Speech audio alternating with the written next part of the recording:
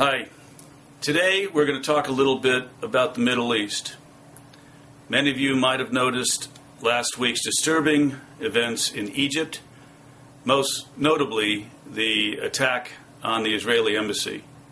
Reality is that Jews are once again being persecuted in Egypt, and one would have to go back to the 1950s to find such parallels.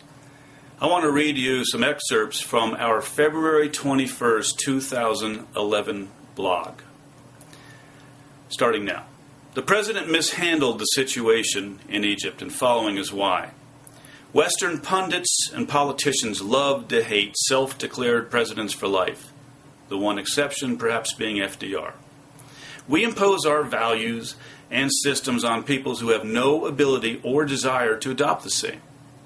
While castigating President Mubarak's strongman tactics and criticizing his 30-year reign in Egypt, Western media and politicians neglected a few important perspective checks.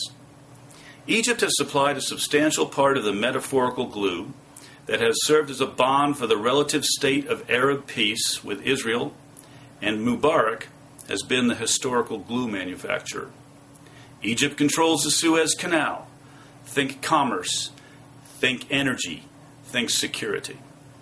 President Mubarak may be a tough guy, but he prevented the Muslim Brotherhood from gaining enough power to cause problems in Egypt.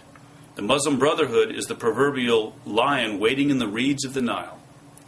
The Brotherhood's creed is, quote, Allah is our objective, the Quran is our law, the Prophet is our leader, jihad is our way, end quote. And death, quote, and death for the sake of Allah is the highest of our aspirations, end quote. So we have a radical Islamist group chomping on the bit to gain power in Egypt. And what does our president do?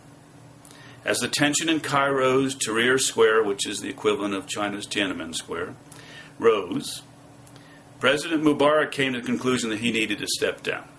He developed a rational plan for his departure, one that could keep the lid on the potential unintended and devastating consequences of regime change. And with his having announced he was going to leave office after this orderly and democratic transition, our president responded by saying this, quote, it's not the role of any other country to determine Egypt's leaders, but an orderly transition must be meaningful, it must be peaceful, and it must begin now, end quote. President Obama did exactly what he said we should not do.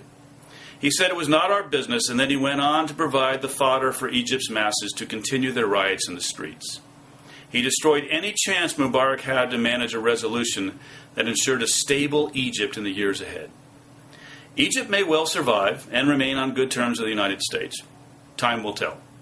But our meddlesome rhetoric exacerbated an already difficult situation and made Mubarak's hastened departure a self-fulfilling prophecy. The Muslim Brotherhood must have been jumping for joy. Now, we can go on and on and on about what has happened and what continues to happen in the Middle East, and just look at Iran, and maybe even a better example is Syria.